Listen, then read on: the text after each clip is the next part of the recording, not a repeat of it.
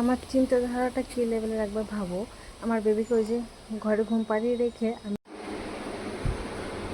আমি কিন্তু একটু রেস্ট না নিয়ে আমার মনটা খালি ফটো তুলবো কী ড্রেস পরে ফটো তুলবো এরকম করছি। তো আলমারি ঘেটে দেখলাম যে আমার একটা ড্রেসও পছন্দ হয়নি, আর ড্রেসগুলো আমার সব পরা হয়ে গেছে।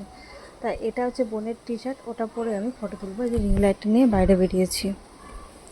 আর ওইদিকে মায়ের কাছে বেবিকে ঘুম পাড়িয়ে রেখেছি। বোনও পরে রেখেছে আমি ফটো তুলবো, মানে ও ফটো তুলবে দুপুরবেলা খাওয়ার পরে। আর আমার এখন যেহেতু সুযোগ পাচ্ছি, যেহেতু আমার বেবিটা ঘুমোচ্ছে, তো আমি এখনই ফটো তুলব। এই যে রিং লাইটার নিয়ে বাইরে এলাম। এই কটা দিন ধরে আমি আমার বেবির সঙ্গে অনেক ফটো তুলেছি, সেগুলো আমি ফেসবুকে আপলোডও করেছি, বাট অন্য কোথাও আমি শেয়ার করিনি। কিন্তু ভাবলাম যে নিজেকে একটুখানি সাজিয়ে তুলি। নিজে আমি সাজি, কিন্তু নিজে সিঙ্গেল ফটো খুব কমই তোলা হয়েছে বেবি হওয়ার পরে। আর সেগুলো আমি একটা আপলোড করি। ইচ্ছা আছে একটু আজকে ভালো করে ফটো তুলবো এবং আপলোডও করবো। পড়াশোনা করো। কি হয়েছে রে? কি দেখ কি করছে, করছে। ইয়ে বাবা, হয়ে গেছে, হয়ে গেছে করে, এখন হয়ে গেছে, আমার হাসে নাকি? হয়ে গেছে এখনো। হয়ে গেছে, হয়ে গেছে।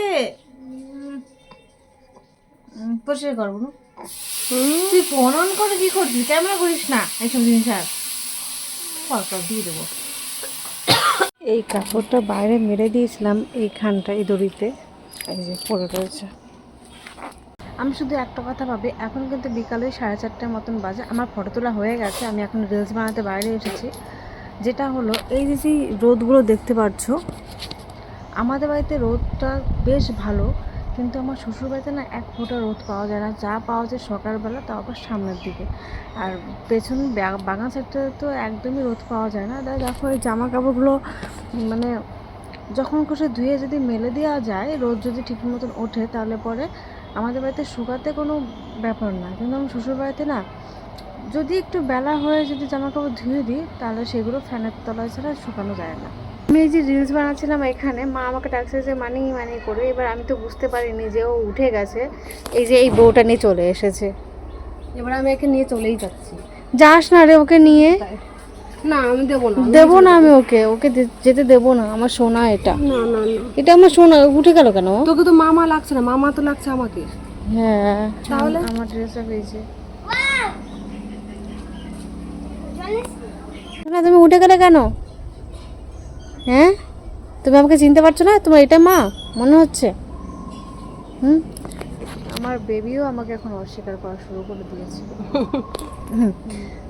বানাবি তোকে না, খুব সুন্দর লাগছে দেখতে। ওই তো ভিডিও বানাবো, তাহলে তো উঠে গেল। ওকে নিয়ে বানা না, ঠিক আছে আমি ওকে নিচ্ছি। তুমি আমার আয়নায় সাজতে সাজতে আমার প্র্যাকটিস হয়ে গেছে।